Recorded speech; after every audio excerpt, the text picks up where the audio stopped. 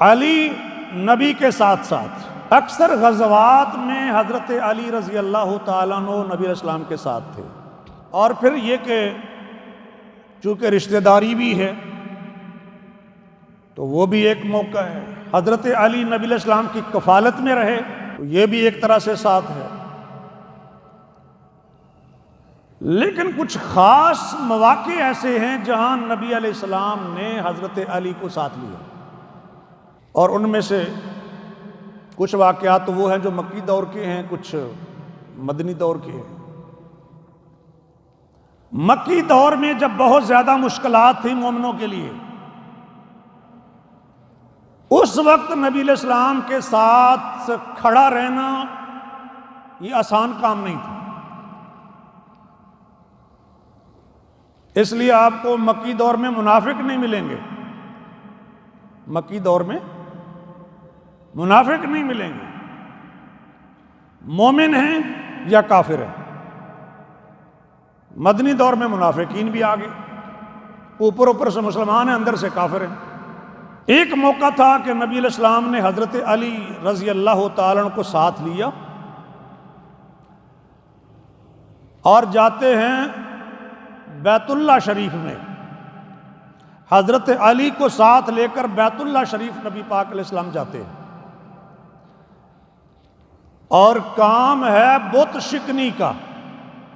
نبی علیہ السلام اور حضرت علی بت شکن تھے، بت شکن۔ اور آپ نے سن رکھا ہے کہ خانہ کعبہ میں بھی 360 بت تھے، 360 بت اللہ کے گھر میں مشرکین نے رکھے ہوئے تھے۔ کچھ تو پہلے بھی گراتے رہے اور سارے اٹھوا دیے اور گرا دیے اور توڑوا دیے اور توڑ دیے فتح مکہ کے موقع پر۔ اس کی تفصیل میں پھر کبھی عرض کروں گا۔ ابھی عرض کر رہا ہوں کہ حضرت علی کو نبی علیہ السلام نے ساتھ لیا، خانہ کعبہ چلے گئے۔ یہ بات خود حضرت علی رضی اللہ تعالیٰ نے بیان کی، کہتے ہیں کہ اللہ کے رسول صلی اللہ علیہ وسلم میرے کندھوں پہ چڑھ گئے، بیت اللہ کی چھت پر چڑھنا ہے۔ وہ کام بھی آپ کو بتاتا ہوں کس کام کے لیے چڑھنا ہے، اشارہ میں نے پہلے کر دیا۔ حضرت علی نیچے بیٹھ کے، نبی علیہ السلام حضرت علی کے کندھوں پر بیٹھ کر بیت اللہ کی چھت پر چڑھنا چاہتے ہیں، لیکن نبی علیہ السلام نے محسوس کیا کہ حضرت علی کے لیے مشکل ہو رہی ہے، اور حضرت علی کے الفاظ ہیں فَلَمَّا رَأَى رسول اللہ صلی اللہ علیہ وسلم ضَعْفَهُ، جب اللہ کے رسول صلی اللہ علیہ وسلم نے دیکھا کہ حضرت علی کے لیے مشکل ہے، یعنی کمزوری واقع ہو رہی ہے، تو آپ نے فرمایا اجلس، حضرت علی سے فرمایا کہ آپ میرے کندھوں پر بیٹھ جائیں۔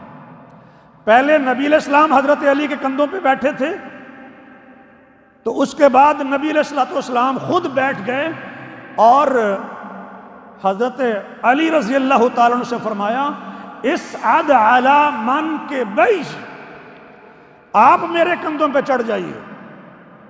تو حضرت علی فرماتے ہیں رضی اللہ تعالیٰ عنہ کہ جب میں نبی علیہ السلام کے کندھوں پر بیٹھ گیا تو اللہ کے رسول اٹھے۔ یہ بات ذرا غور سے سنیے گا، بڑی اہم بات ہے۔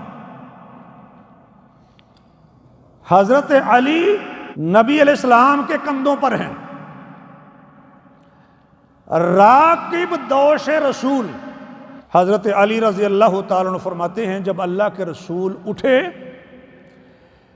اِنَّهُ لَيُخَيَّلُ إِلَيْهِ،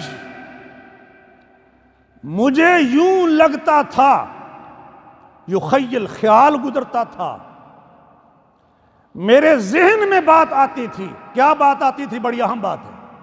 انی لو شئت لنلت افق السماء، کہ اگر میں چاہوں تو آسمان کے کنارے تک پہنچ جاؤں۔ یہ عام بات نہیں ہے، یہ چھوٹی بات نہیں ہے، حدیث کی معتبر کتاب کے ریفرنس سے عرض کر رہا ہوں۔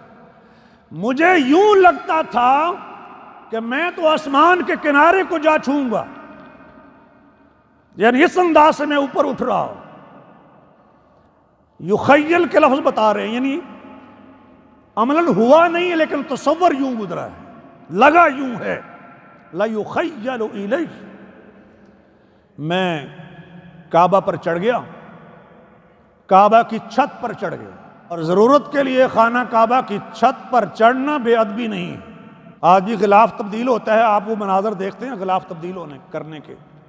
خانہ کعبہ کی چھت کے اوپر ایک بت تھا، تمثال، مجسمہ تھا. وہ پیتل کا تھا یا تانبے کا تھا، یہ حضرت علی بیان فرماتے ہیں. اور وہ اتنا بڑا بت تھا کہ وہ ہل نہیں رہا تھا. کون ہلا رہے ہیں؟ مجسمہ، تمثالاً، مجسمہ گاڑا گیا ہے، فکس کیا گیا ہے. اللہ کے نبی علیہ السلام نے اپنے کندھوں پہ سوار کر کے حضرت علی کو چھت پہ اتارا ہے، اور حضرت علی اس مجسمے کو اکھاڑنے کے لیے زور لگا رہے ہیں. جب حضرت علی رضی اللہ تعالیٰ عنہ نے، جو اسد اللہ ہیں، اللہ کے شیر ہیں، جب انہوں نے اس مجسمے کے اوپر اپنی گرفت مضبوط کر لی، اس کو اکھاڑ دیا، تو نبی علیہ السلام نے فرمایا اقذفوا، اس کو پھینک دو، اس کو پھینک دو، اکھاڑ پھینکو اس کو. حضرت علی رضی اللہ تعالیٰ عنہ فرماتے ہیں کہ میں نے اس کو پھینک دیا. اس میں تفصیل بھی ہے کہ وہ جو تانبے کا تھا یا پیتل کا تھا، آپ سمجھتے ہیں وہ بکھرتا نہیں ہے، آپ زور سے بھی پھینکیں گے ٹوٹ کے بکھرتا نہیں شیشے کی طرح. لیکن جب حضرت علی نے اس مجسمے کو بیت اللہ کی چھت سے زور سے پھینکا تو یوں بکھرا جیسے شیشہ بکھرتا ہے. پتہ نہیں کیا ایمانی طاقت تھی، کیا جذبہ تھا، کیا کیفیت تھی، شاید لفظوں میں بیان نہیں ہو سکتی. نتیجے سے آپ کچھ بات سمجھ سکتے ہیں. حضرت علی کہتے ہیں کہ میں چھت سے اتر آیا، فانطلقت انا ورسول اللہ صلی اللہ علیہ وسلم، میں بھی چل پڑا، اللہ کے رسول بھی چل پڑے، حتی توارینا بالبیوت، یہاں تک کہ ہم گھروں کے اندر چھپ گئے، یعنی آبادی میں داخل ہو گئے. جلدی جلدی چلے، آبادی میں داخل ہو گئے. کون کون ہیں بھئی؟ یاد تو ہو رہی نا بات.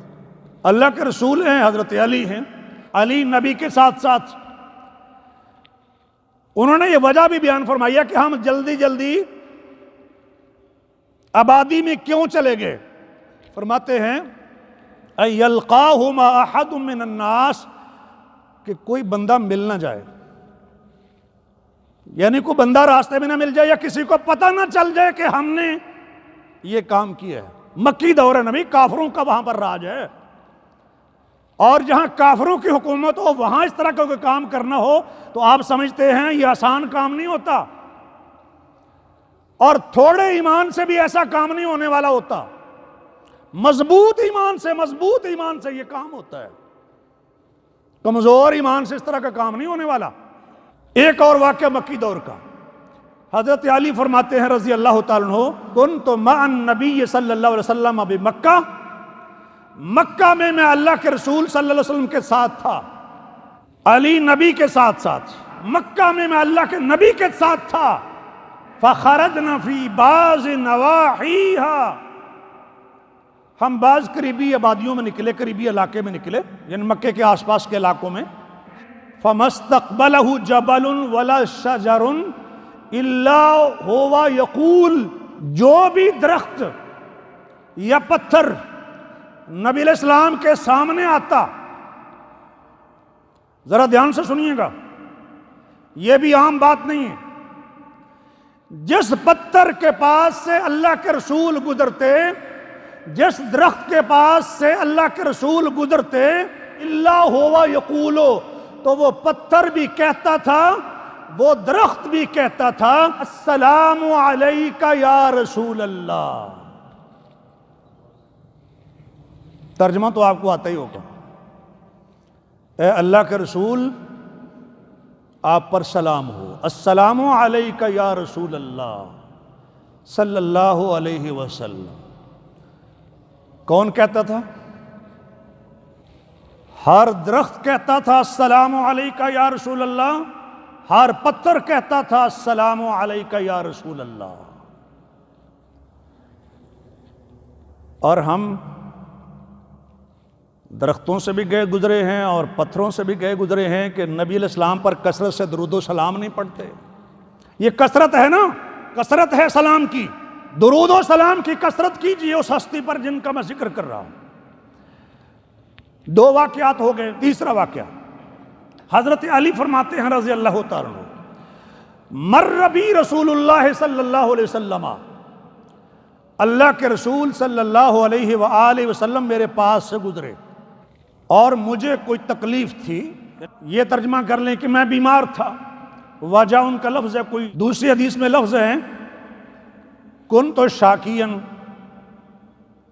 مجھے کوئی بخار کی شکایت تھی۔ حضرت علی فرماتے ہیں میں کہہ رہا تھا اللہم ان کان اجلی قد حضر، اللہ اگر میرا آخری وقت آ چکا ہے، یعنی اگر میرا موت کا وقت آ چکا ہے، حضرت علی کہہ رہے ہیں اگر میری موت کا وقت آ چکا ہے تو فارحنی، اللہ مجھے راحت عطا فرما دیجیے، یعنی میری روح قبض کر کے مجھے آرام پہنچا دیجیے۔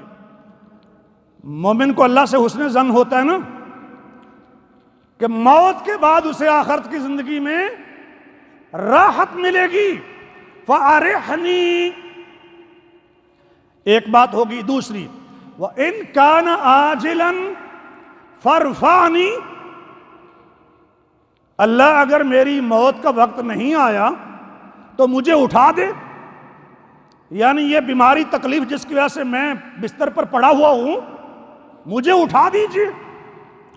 دو باتیں ہوگی، اور تیسری بات وَإِن كَانَ بَلَاءً فَصَبِّرْنِي، اللہ اگر یہ آپ کی طرف سے کوئی آزمائش ہے تو مجھے صبر عطا کر دیجیے۔ اگر یہ آزمائش ہے تو مجھے صبر عطا کر دیجیے۔ ظاہر ہے صبر عطا کرنے والا بھی تو وہی ہے نا، ہمت دینے والا بھی وہی ہے۔ بڑے بڑے حادثات میں آدمی ڈاماڈول نہ ہو، اسی کی طرف سے ہمت ملی ہوئی ہو تو پھر آدمی کھڑا رہتا ہے وہاں، ورنہ بڑے بڑے لوگ جو ہیں وہ ڈاماڈول ہو جاتے ہیں۔ نبی علیہ السلام نے پوچھا ما قلتا، یہ کیا کہہ رہے ہیں آپ؟ یعنی حضرت علی سے پوچھا یہ کیا کہا ہے آپ نے؟ انہوں نے بتایا جو کہا تھا، تین باتیں کہی تھی میں نے آپ کو سنا دی۔ فَضَرَبَهُ بِرِجْلِهِ، یہ دوسری روایت میں ہے، نبی علیہ السلام نے حضرت علی کو یوں اپنا پیر لگایا، رجلہ، اور آپ جانتے ہیں جب کوئی بڑا چھوٹے سے شفقت اور محبت کے ساتھ یوں پیر لگا رہا ہو، یہ کیفیت بڑی عجیب سی بنتی ہے، ایک وجد کی کیفیت بنتی ہے، ایک خاص کیفیت بنتی ہے، اس لیے کہ ساتھ نبی پاک یہ دعا بھی مانگ رہے ہیں اللہم اشفہی۔ حضرت علی کو پیر لگایا نبی علیہ السلام نے اور کہا اللہ اسے شفا عطا کر دیجئے۔ ہوگی کہ نہیں؟ آپ کا ایمان کیا کہتا ہے؟ حضرت علی فرماتے ہیں، چونکہ میں اپنی بات کہنے کا عادی نہیں ہوں، اپنے الفاظ وہی ہوتے ہیں جو بات سمجھانے کے لیے۔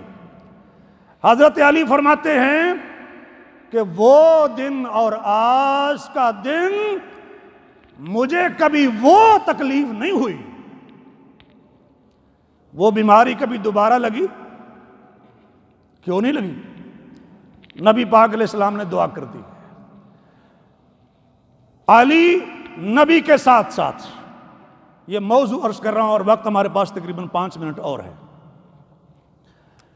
3 واقعات ہو گئے، چوتھا واقعہ حضرت علی رضی اللہ تعالیٰ عنہ بیان فرماتے ہیں خرجنا مع رسول اللہ صلی اللہ علیہ وسلم، ہم اللہ کے رسول صلی اللہ علیہ وسلم کے ساتھ نکلے تھے، حتی اذا کننا بحرۃ السقیا، یہاں تک کہ ہم حرہ سقیا میں پہنچے۔ حرہ یہ سنگلاخ زمین ہوتی ہے، نکیلے پتھر ہوتے حرہ، اور واقعہ حرہ بھی آپ لوگوں نے سنا ہوا ہے، تفصیل میں جانے کا وقت نہیں ہے۔ واقعہ حرہ، نبی علیہ السلام جب وہاں پہنچے تو فرمایا ائتونی بے وضو کا پانی لے کے آؤ۔ نبی علیہ السلام نے وضو کیا، پھر آپ علیہ السلام قبلہ رخ ہو کر کھڑے ہو گئے اور عرض کرتے ہیں اللہم ان ابراہیم کان عبدک و خلیلک، اللہ حضرت ابراہیم آپ کے بندے تھے اور آپ کے خلیل تھے، جسے آپ جگری دوست کہتے ہیں، فاسٹ فرینڈ تھے۔ خلیل یہ عام دوستی نہیں ہے، یہ خلت ہے، خلت۔ اللہ حضرت ابراہیم آپ کے بندے بھی تھے، آپ کے خلیل بھی تھے۔ انہوں نے دعا کی تھی لأہل مکہ، مکہ والوں کے لیے، انہوں نے مکہ والوں کے لیے دعا کی تھی بالبرکہ، برکت کی۔ انہوں نے مکہ والوں کے لیے برکت کی دعا کی تھی، وَأَنَا عَبْدُكَ وَرَسُولُكَ، میں بھی آپ کا بندہ ہوں اور آپ کا رسول ہوں، اے اللہ میں بھی آپ کا بندہ اور آپ کا رسول ہوں۔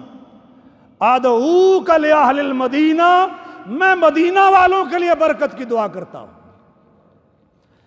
تو برکتیں مکہ میں بھی ہیں، برکتیں مدینہ میں بھی ہیں، مکہ مکرمہ میں بھی برکات، مدینہ منورہ میں بھی برکات۔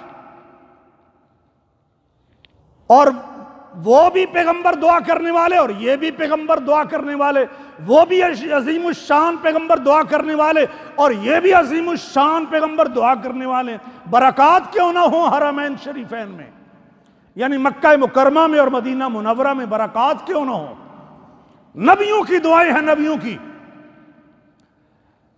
حضرت علی فرماتے ہیں کہ نبی علیہ السلام نے جو دعا مانگی تھی مدینہ والوں کے لیے وہ یہ تھی ان تبارک لہم فی مدہم و سائہم، اے اللہ مدینہ والوں کے سا اور مد میں برکات عطا فرمائیے، یعنی جو ماپ تول کے ان کے پیمانے ہیں ان میں برکات عطا فرمائیے۔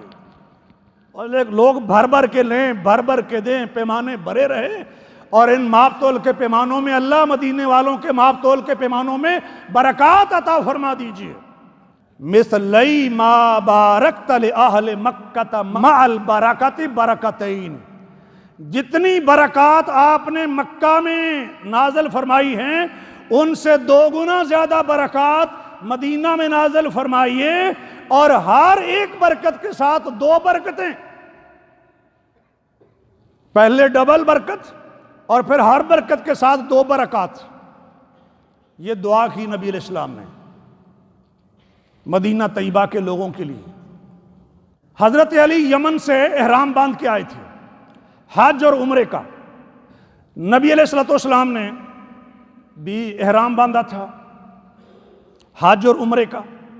وہ تلبیہ میں کہنا ہوتا ہے کہ میں حج کر رہا ہوں یا عمرہ کر رہا ہوتا ہوں، اکیلا حج کرنا تو اس کا تلبیہ، اکیلا عمرہ ہے تو اس کا تلبیہ، حج اور عمرہ ہے تو پھر دونوں کا اکٹھا تلبیہ۔ تو نبی علیہ السلام نے حج اور عمرے کا اکٹھا تلبیہ، اور حضرت علی نے بھی حج اور عمرے کا اکٹھا تلبیہ، یعنی حج بھی کرنا ہے عمرہ بھی کرنا ہے، اور عام طور پر پہلے عمرہ ہوتا ہے اور پھر حج ہوتا ہے، حج تمتع میں بھی یہی ہے۔ تو نبی علیہ السلام نے حضرت علی سے پوچھا بما احللتا، آپ نے کون سا تلبیہ پڑھا ہے؟ تو وہ کہتے ہیں جو آپ نے پڑھا ہے، یعنی آپ بھی حج عمرہ کرنا چاہتے ہیں، دونوں کام کرنا چاہتے ہیں، میں بھی حج عمرہ دونوں کام کرنا چاہتا ہوں۔ نبی علیہ السلام نے حضرت علی سے فرمایا تھا کہ آپ کیا تلبیہ پڑھنا چاہتے ہیں، کیا نیت ہے آپ کی؟ فَإِنَّ مَعَنَا أَهْلَكَ، اس لیے کہ ہمارے ساتھ آپ کے بچے بھی ہیں، یعنی آپ کی بیوی بھی ہمارے ساتھ ہیں، یعنی حضرت فاطمہ الزہرا رضی اللہ تعالی عنہا۔ یوں کہہ لیں کہ میری بیٹی بھی میرے ساتھ ہے، یعنی آپ کی بیوی حضرت فاطمہ بھی میرے ساتھ ہے۔ آپ نے حج کرنے ہیں یا عمرہ کرنا ہے، یہ حج عمرہ دونوں کام کرنے ہیں۔ تو انہوں نے کہا میں نے وہی کرنے ہیں جو آپ نے کرنا ہے۔ مومنوں کے کام ایسے ہی ہوتے ہیں، جو نبی نے کرنا ہے وہی ہم نے کرنا ہے۔ عقیدت اور محبت کا اظہار ہے اس سے۔ نبی علیہ السلام نے فرمایا کہ ٹھیک ہے، اس پر قائم رہو، اس لیے کہ حج اور عمرہ اس نے کرنا ہوتا ہے جس کے پاس قربانی بھی ہو۔ حج کے لیے قربانی بھی ہے نا، حضرت علی کے پاس تو قربانی نہیں تھی، باقی جن لوگوں کے پاس قربانی نہیں تھی ان سے آپ نے فرمایا تھا کہ تم عمرے کا تلبیہ پڑھو، تم عمرہ کرو، اس لیے تمہارے پاس قربانی نہیں ہے۔ اور جس کے پاس قربانی بھی ہے عمرہ بھی کرے اور حج بھی کرے۔ حضرت علی نے حج اور عمرے کا ارادہ کیا ہے، تلبیہ بھی پڑھا ہے، لیکن قربانی نہیں ہے۔ تو نبی علیہ السلام نے فرمایا کہ یہی تلبیہ باقی رکھو، اس لیے فَإِنَّ مَعَنَا هَدِيًا، ہمارے پاس قربانی کا جانور ہے۔ مطلب یہ تھا کہ علی آپ کے لیے قربانی کا جانور میں لے کے آیا ہوں۔ علی نبی کے ساتھ ساتھ ایک روایت میں یہ آتا ہے کہ اللہ کے رسول اسلام مینا میں لوگوں کو خطبہ دے رہے تھے، جہاں تک کہ سورج کافی اوپر چڑھ گیا۔ یہ جو چاشت کا وقت ہوتا ہے ہمارے ہاں 10-11 بجے کا وقت کہہ لیں آپ، 9-10 بجے کا قریب یہ وقت ہے، ضحیٰ کا لفظ ہے، چاشت کا وقت۔ یہ وقت آ گیا، نبی علیہ السلام اپنے خچر کے اوپر سوار تھے، بغلۃ شہبہ، جس کا رنگ سفید تھا، وَعَلِيٌّ يُعَبِّرُ عَنْهُ۔ حج کا موقع ہے، بڑا مجمع ہے، ظاہر لاؤڈ سپیکر تو ہوتے نہیں تھے، تو جو نبی علیہ السلام بیان کر رہے ہیں، نبی علیہ السلام کی بات آگے حضرت علی پہنچا رہے ہیں لوگوں کو۔